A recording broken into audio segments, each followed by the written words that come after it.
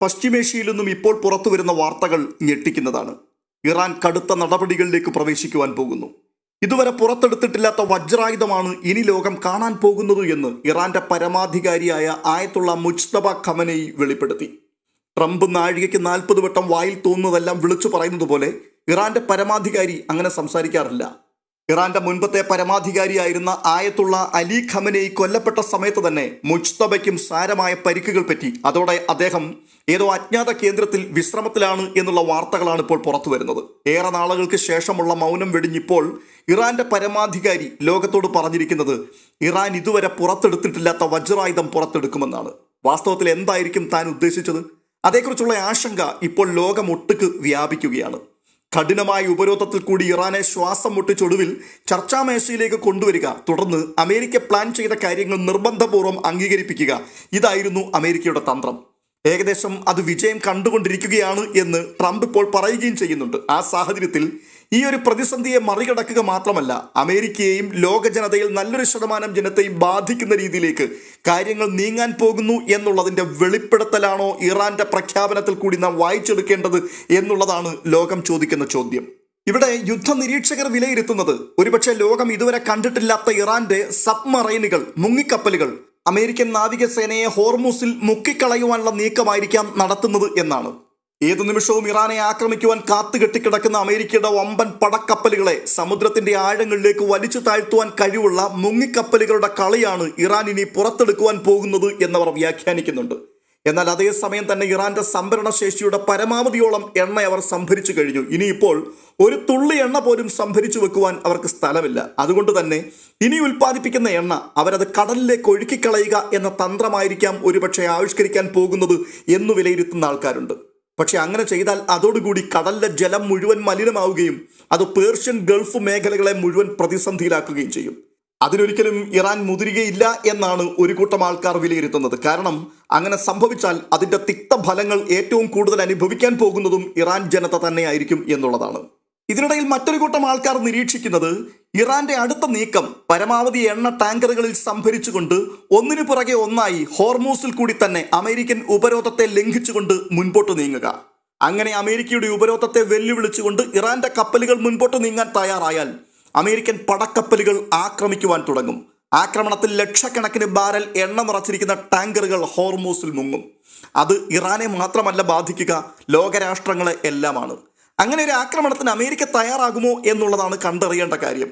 അങ്ങനെ കപ്പലുകളെ ഹോർമൂസിൽ മുക്കിക്കളയുവാൻ അമേരിക്ക തയ്യാറായാൽ അതിനെതിരെ പൊട്ടിപ്പുറപ്പെടുവാൻ പോകുന്ന പ്രതിസന്ധി ഇറാൻ ജനതയുടേത് മാത്രമായിരിക്കില്ല, ലോകവ്യാപകമായിട്ടുള്ള പ്രതിഷേധമായിരിക്കും.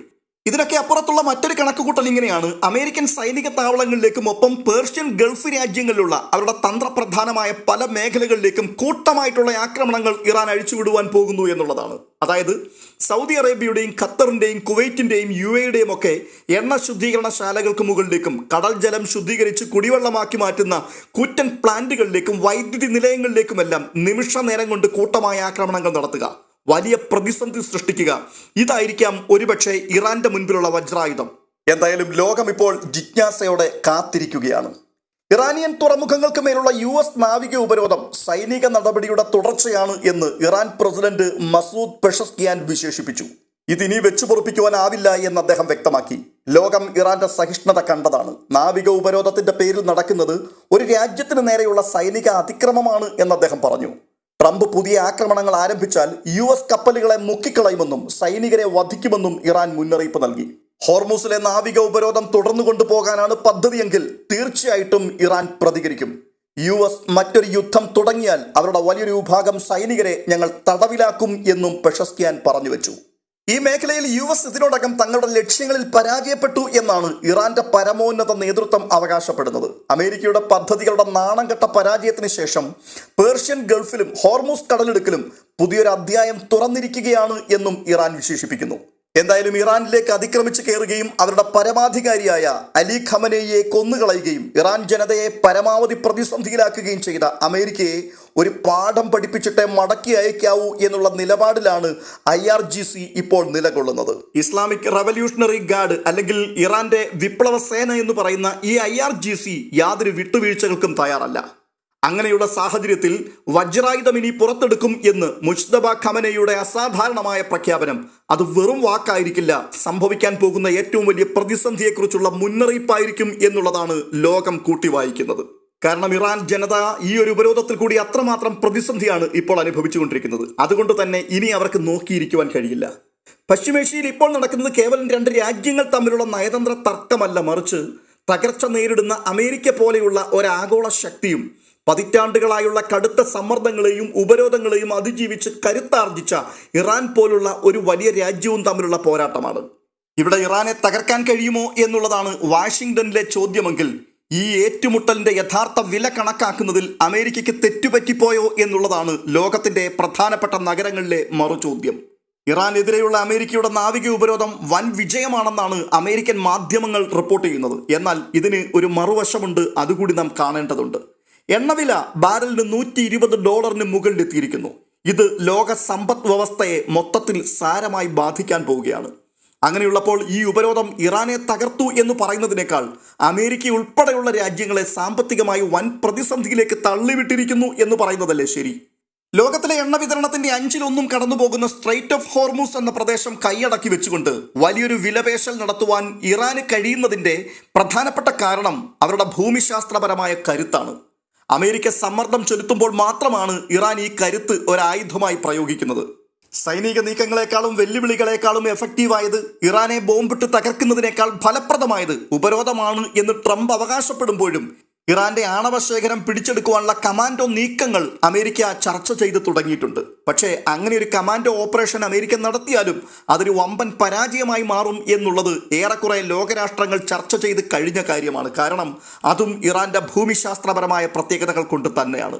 ഒരു കരയുദ്ധത്തിന് അമേരിക്ക ഇതുവരെയും മുതിരാത്തതിൻ്റെ കാരണവും ഇറാന്റെ മണ്ണിലേക്ക് കാലുകുത്തിയാൽ അവിടുന്ന് മടങ്ങി വരിക എന്നുള്ളത് എളുപ്പമല്ല എന്ന തിരിച്ചറിവാണ്. 10,000-കണക്കിന് അമേരിക്കൻ സൈനികരുടെ ജീവൻ ഇറാന്റെ മണ്ണിൽ മറുവിലയായി കൊടുക്കേണ്ടി വരും എന്ന് ട്രംപിന് നന്നായിട്ട് അറിയാം. എങ്കിലും ആണവ കേന്ദ്രങ്ങളെ തകർക്കുവാൻ ശക്തിയുള്ള കമാൻഡോകൾ അമേരിക്കയ്ക്കുണ്ട് എന്നാണ് ഇപ്പോഴും ട്രംപിന്റെ വിശ്വാസം. പക്ഷെ 40 വർഷത്തെ സാമ്പത്തിക ഉപരോധങ്ങൾക്കോ സൈനിക ഭീഷണികൾക്കോ ഇറാന്റെ നിലപാടുകളിൽ മാറ്റം വരുത്തുവാൻ സാധിച്ചിട്ടില്ല. അതുകൊണ്ട് തന്നെ ഇനി അങ്ങോട്ട് അത് മാറ്റിമറിക്കുവാൻ കഴിയുമെന്ന് ആരും ചിന്തിക്കുകയും വേണ്ട എന്ന് തന്നെയാണ് ഇറാൻ ഇപ്പോഴും പറയുന്നത്. അതുകൊണ്ട് തന്നെ അതിരൂക്ഷമായ ആക്രമണങ്ങളിൽ കൂടി ഇറാനെ ഇനി ഒരിക്കലും തല ഉയർത്തുവാൻ കഴിയാത്ത രീതിയിൽ തകർത്തിട്ട് മടങ്ങുക എന്നുള്ള കഠിനമായ തീരുമാനത്തിലേക്കാണ് വൈറ്റ് ഹൗസ് നീങ്ങുവാൻ താല്പര്യപ്പെടുന്നത്. പക്ഷേ അങ്ങനെ സംഭവിച്ചാൽ അത് കൈവിട്ട കളിയായിരിക്കും, അത് നോക്കി നിൽക്കാൻ കഴിയില്ല എന്ന് മുൻകൂട്ടി പ്രസ്താവിച്ചുകൊണ്ട് റഷ്യ രംഗത്തെത്തിക്കഴിഞ്ഞു. ഈ പ്രതിസന്ധികളോടുള്ള ബന്ധത്തിൽ റഷ്യൻ പ്രസിഡന്റ് വ്ളാഡിമിർ പുടിന്റെ പ്രസ്താവനകൾ വളരെ ശ്രദ്ധേയമായിരുന്നു. ഇറാനെതിരെയുള്ള സൈനിക നീക്കം ആഗോളതലത്തിൽ വലിയ നാശമുണ്ടാക്കുമെന്ന് അദ്ദേഹം അമേരിക്കയ്ക്ക് മുന്നറിയിപ്പ് നൽകി. അത്തരത്തിലൊരു ആക്രമണം ഇനിയുണ്ടായാൽ അതിനെ നേരിടുവാൻ ഇറാൻ മാത്രമായിരിക്കില്ല, റഷ്യയും ഒപ്പം ഉണ്ടായിരിക്കും എന്നുള്ള പ്രസ്താവനയും അദ്ദേഹം പരസ്യമായി പങ്കുവച്ചു. പിന്നെ വേണമെങ്കിൽ ഇറാന്റെ ആണവ സമ്പുഷ്ടീകരണ പ്രക്രിയയിൽ ഒരു മധ്യസ്ഥനായി നിൽക്കുവാൻ റഷ്യ തയ്യാറാണ് എന്ന് പുടിൻ പ്രഖ്യാപിക്കുകയും ചെയ്തു. വാസ്തവത്തിൽ ആ ഒരു പ്രസ്താവന ഈ പ്രതിസന്ധിക്കുള്ള ഒരു പരിഹാരമായി അമേരിക്കയ്ക്ക് വേണമെങ്കിൽ തിരഞ്ഞെടുക്കാവുന്നതാണ്. ഇവിടെ പുതിയൊരു നയതന്ത്ര വഴിയാണ് റഷ്യ തുറന്നു വച്ചിരിക്കുന്നത്. ആഗോളതലത്തിൽ പശ്ചിമേഷ്യയിലെ ഈ പ്രതിസന്ധി ഇപ്പോൾ ഒരു വൻ ചർച്ചയായി മാറിയിരിക്കുന്നു എന്നുള്ളതാണ് നാം മനസ്സിലാക്കേണ്ടത്. അതായത് ഈ ഒരു പ്രതിസന്ധിയോടുകൂടി ലോകത്തിന്റെ ഇതുവരെ ഉണ്ടായിരുന്ന ക്രമത്തിൽ ഒരു വലിയ മാറ്റം സംഭവിക്കുവാൻ പോകുന്നു എന്നാണ് ലോകം തിരിച്ചറിയുന്നത്. എന്നുവെച്ചാൽ ഈ പോരാട്ടം കേവലം അണുവായുധത്തെക്കുറിച്ചുള്ളതല്ല, മറിച്ച് അമേരിക്കൻ ആധിപത്യം ഇല്ലാത്ത ഒരു പുതിയ ലോകക്രമം ഉണ്ടായി വരണം എന്നുള്ളതിനെക്കുറിച്ചാണ് ആ ചർച്ചകൾ. ഇവിടെ ചൈനയുടെ നിലപാടാണ് വളരെ പ്രധാനപ്പെട്ടത്. ലോകരാജ്യങ്ങളെല്ലാം സൂക്ഷ്മമായി ചൈനയുടെ അടുത്ത നീക്കം എന്താണ് എന്നറിയുവാൻ ജാഗ്രത പുലർത്തുകയാണ്. ഇറാന്റെ എണ്ണയുടെ പ്രധാന ഉപഭോക്താവായ ചൈന അമേരിക്കൻ ഉപരോധങ്ങളെ മറികടക്കുവാൻ ബദൽ സാമ്പത്തിക സംവിധാനങ്ങൾ ഒരുക്കിക്കൊണ്ടിരിക്കുകയാണ്. അതിൽ പ്രധാനപ്പെട്ടത് ഡോളർ ഇതര വ്യാപാരം എന്നുള്ളതാണ്. ഇറാനെതിരെയുള്ള നീക്കങ്ങൾ ലോകരാജ്യങ്ങളെ ഡോളറിനെ കൈവിട്ടിട്ട് മറ്റ് പേയ്മെന്റ് രീതികളിലേക്ക് പോകുവാൻ പ്രേരിപ്പിക്കുന്നുണ്ട്. ഇപ്പോൾ സംഭവിച്ചുകൊണ്ടിരിക്കുന്ന വലിയൊരു പ്രതിഭാസം തന്നെയാണിത്. ഇത് അമേരിക്കയുടെ ആഗോള സാമ്പത്തിക സ്വാധീനത്തെ ദീർഘകാലാടിസ്ഥാനത്തിൽ ബാധിക്കും. ഹോർമൂസ് കടലിടുക്കിലെ ഉപരോധത്തെക്കുറിച്ച് ചൈനീസ് പ്രസിഡന്റ് ട്രംപിന് നൽകിയ നേരിട്ടുള്ള മുന്നറിയിപ്പ് ഈ സംഘർഷത്തെ തികച്ചും പുതിയൊരു തലത്തിലേക്ക് ഇപ്പോൾ എത്തിച്ചിരിക്കുകയാണ്. ഈ മുന്നറിയിപ്പിൽ ചൈന ഉപയോഗിച്ച വാക്കുകൾ അങ്ങേയറ്റം കൃത്യവും അതീവ ജാഗ്രതയുള്ളതും എന്നാൽ അത്യന്തം ഭീഷണി ഉയർത്തുന്നതുമാണ്. പുതിയ റിപ്പോർട്ടുകൾ പ്രകാരം മനസ്സിലാക്കുവാൻ കഴിയുന്നത്, ഞങ്ങളുടെ ഊർജ്ജ ജീവനാഡിയിൽ നിങ്ങൾ തൊട്ടാൽ ഞങ്ങൾ പ്രതികരിക്കും എന്നാണ് ചൈനീസ് ഉദ്യോഗസ്ഥർ അമേരിക്കയോട് പറഞ്ഞിരിക്കുന്നത്. ഇതൊരു നയതന്ത്ര നിർദ്ദേശമല്ല, മറിച്ച് ഒരാണവായുധ രാജ്യം മറ്റൊരാണവായുധ രാജ്യത്തിന് നൽകുന്ന നേരിട്ടുള്ള ഭീഷണിയാണ്. ഈ മുന്നറിയിപ്പിന്റെ പ്രാധാന്യം പലതാണ്. എന്തുകൊണ്ടാണ് ചൈന ഇപ്പോൾ ഇത്തരത്തിലുള്ളൊരു ഭീഷണി മുഴക്കുന്നത്? കഴിഞ്ഞ 40 വർഷമായി അമേരിക്കയുമായി നേരിട്ടുള്ള ഒരു ഏറ്റുമുട്ടൽ ഒഴിവാക്കുക എന്നുള്ള നയമാണ് ചൈന സ്വീകരിച്ചിരുന്നത്. എന്നാൽ ഇപ്പോൾ ആ നയം മാറ്റുവാൻ ചൈന നിർബന്ധിതരായിരിക്കുന്നു. അതിന്റെ കാരണങ്ങൾ ഒന്ന്, ഊർജ്ജ സുരക്ഷയാണ്. ചൈനയുടെ ആകെ ഊർജ്ജത്തിന്റെ 40% വരുന്നത് പേർഷ്യൻ ഗൾഫ് മേഖലയിൽ നിന്നാണ്. ഹോർമൂസ് കടലിടുക്ക് അടഞ്ഞാൽ ചൈനീസ് സമ്പദ് വ്യവസ്ഥ തകരും. അത് അവരുടെ അസ്തിത്വത്തിന് തന്നെ ഭീഷണിയായി മാറും. ഫാക്ടറികൾ അടച്ചുപൂട്ടുക, നഗരങ്ങൾ ഇരുട്ടിലാകുക, ഗതാഗതവും കൃഷിയും തടസ്സപ്പെടുക, എങ്ങനെ ചൈനയുടെ നിലനിൽപ്പിനെ തന്നെ ബാധിക്കുന്ന സാഹചര്യം ഇതുണ്ടാക്കി വെക്കും. 2, അവരുടെ പരമാധികാരം. അമേരിക്കയുടെ തീരുമാനങ്ങൾക്കനുസരിച്ച് തങ്ങളുടെ സമ്പദ് വ്യവസ്ഥ തകരുവാൻ ചൈനയെ അനുവദിക്കില്ല എന്ന വ്യക്തമായ സന്ദേശമാണ് ഇവിടെ കാണുവാൻ കഴിയുന്നത്. അങ്ങനെയാണെങ്കിൽ അമേരിക്കയുടെ ഈ നടപടികൾ തുടർന്ന് മുൻപോട്ട് കൊണ്ടുപോവുകയാണെങ്കിൽ ചൈന സ്വീകരിച്ചേക്കാവുന്ന 3 പ്രധാനപ്പെട്ട മാർഗങ്ങൾ ഇവയാണ്. 1, സാമ്പത്തിക തിരിച്ചടി. അമേരിക്കൻ കമ്പനികൾക്ക് ആവശ്യമായ അസംസ്കൃത വസ്തുക്കൾ തടയുക എന്നുള്ളതാണ് അതിൽ പ്രധാനമായത്. അമേരിക്കൻ ട്രഷറി ബോണ്ടുകൾ വിറ്റഴിക്കുക രണ്ടാമത്തെ തിരിച്ചടിയാണ്. ഇത് ഇരു രാജ്യങ്ങളെയും ബാധിക്കും എന്നുള്ളതിനാൽ അവസാന പടിയായിട്ട് മാത്രമേ ഒരുപക്ഷെ ചൈന ഈ നടപടിയിലേക്ക് പോവുകയുള്ളൂ. രണ്ടാമത്, ഇറാന് സൈനിക സഹായം നൽകുക എന്നുള്ളതാണ്. ഇറാനിലേക്ക് ആധുനിക ആയുധങ്ങൾ, ഇന്റലിജൻസ് വിവരങ്ങൾ, ഉപഗ്രഹ ഡാറ്റ എന്നിവ കൈമാറുക. ഇത് അമേരിക്കൻ സൈന്യത്തിന് വലിയ ആഘാതമായിരിക്കും ഉണ്ടാക്കാൻ പോകുന്നത്. മൂന്നാമത്തെ വിഷയം, നേരിട്ടുള്ള സൈനികമായ ഇടപെടൽ. തങ്ങളുടെ കപ്പലുകൾക്ക് സംരക്ഷണം നൽകുവാൻ ചൈനീസ് നാവികസേനയെ അയക്കുക. ഇത് 2 ആണവ ശക്തികൾ തമ്മിലുള്ള നേരിട്ടുള്ള ഏറ്റുമുട്ടലിന് കാരണമായേക്കാം. ഇത് ലോകക്രമത്തെ എങ്ങനെ മാറ്റിമറിക്കും എന്നുള്ളതാണ് ശ്രദ്ധിക്കേണ്ടത്. ഈ മുന്നറിയിപ്പ് ഹോർമൂസ് കടലിടുക്കിനെ കുറിച്ച് മാത്രമുള്ളതല്ല, മറിച്ച് ആഗോളാധിപത്യം ആർക്ക് എന്നുള്ളതിനെക്കുറിച്ച് കൂടിയുള്ളതായി മാറുകയാണ്. ഇവിടെ സംഭവിക്കുന്നത് ഏകധ്രുവ ലോകത്തിന്റെ അവസാനമാണ്. അമേരിക്കയുടെ ഏകപക്ഷീയമായ തീരുമാനങ്ങൾ ഇനി നടപ്പാകില്ല എന്നുള്ള ചൈനയുടെ പ്രഖ്യാപനമാണിത്. കൂടാതെ മൾട്ടിപോളാർ സിസ്റ്റം വരുവാൻ പോകുന്നു എന്നുള്ളതിന്റെ മുന്നറിയിപ്പ്. അതായത് ലോകം ഒന്നിലധികം ശക്തി കേന്ദ്രങ്ങളുള്ള ഒരു പുതിയ യുഗത്തിലേക്ക് കടക്കുവാൻ പോകുന്നു. ഇവിടെ സംഭവിക്കാൻ പോകുന്ന സാമ്പത്തിക പ്രത്യാഘാതങ്ങൾ വലുതാണ്. അതായത് ഊർജ്ജ വിതരണത്തിലുള്ള അമേരിക്കൻ നിയന്ത്രണം നഷ്ടപ്പെടുന്നത് പെട്രോ ഡോളർ വ്യവസ്ഥയെ ദുർബലപ്പെടുത്തും. ഈ സാഹചര്യത്തിൽ അമേരിക്കയുടെ ആഗോള സ്വാധീനം കുറയുകയോ അല്ലെങ്കിൽ ഒരു വലിയ യുദ്ധത്തിന്റെ അപകട സാധ്യതയോ ലോകം നേരിടേണ്ടി വരും. ഇത് സാധാരണക്കാരന്റെ ജീവിത നിലവാരത്തെ സാരമായി ബാധിക്കും. അതേസമയം ചൈനയിൽ സംഭവിക്കാൻ പോകുന്നത് അമേരിക്കയുമായിട്ടുള്ള ഈ ഏറ്റുമുട്ടൽ വർഷങ്ങളായി കെട്ടിപ്പടുത്ത സാമ്പത്തിക വളർച്ചയെ അപകടത്തിലാക്കും. അപ്പോൾ തന്നെ മറ്റ് പല രാഷ്ട്രങ്ങളിലും പ്രതിസന്ധി ഉടലെടുക്കുവാൻ തുടങ്ങും. യൂറോപ്പും ജപ്പാനുമൊക്കെ ആരെ പിന്തുണയ്ക്കണം എന്നുള്ള ആശയക്കുഴപ്പത്തിലേക്ക് എത്തും. വികസ്വര രാജ്യങ്ങളിൽ ഇന്ധനവിലയും ഭക്ഷണവിലയും കുതിച്ചുയരും. ഇതൊക്കെയാണ് സംഭവിക്കാൻ സാധ്യതയുള്ള കാര്യങ്ങൾ. ഇവിടെ അമേരിക്കൻ പ്രസിഡന്റ് ട്രംപിന്റെ മുൻപിൽ 3 ഓപ്ഷനുകളാണുള്ളത്. ഒന്നുകിൽ ചൈനയുടെ ഭീഷണി അവഗണിക്കുക, അല്ലെങ്കിൽ ചൈനയുമായി ചർച്ച നടത്തുക, അതുമല്ല എങ്കിൽ സംഘർഷം വർദ്ധിപ്പിക്കുക. ദുരഭിമാനിയായ ട്രംപ് ആദ്യം സംഘർഷത്തിന്റെ പാത സ്വീകരിച്ചേക്കാം എങ്കിലും ഒടുവിൽ ഒരു ഒത്തുതീർപ്പിലെത്തുവാൻ നിർബന്ധിതനായേക്കും എന്നാണ് അമേരിക്കയിലെ ഇപ്പോഴത്തെ സ്ഥിതിഗതികൾ ചൂണ്ടിക്കാട്ടുന്നത്. ഏതായാലും ഹോർമൂസ് കടലിടുക്കിലെ ഈ പ്രതിസന്ധി ലോക ചരിത്രത്തിലെ ഒരു നിർണായക മാറ്റത്തിന്റെ തുടക്കമാണ്. അമേരിക്കയ്ക്ക് ഇനി ഒറ്റയ്ക്ക് ലോകത്തെ നിയന്ത്രിക്കാനാവില്ല എന്ന യാഥാർത്ഥ്യം ഈ സംഭവത്തോടെ വ്യക്തമാവുകയാണ്. നമുക്ക് മുൻപിലുള്ള ലോകം കൂടുതൽ സങ്കീർണവും അപകട സാധ്യതകൾ നിറഞ്ഞതുമായി മാറുവാൻ പോകുന്നു.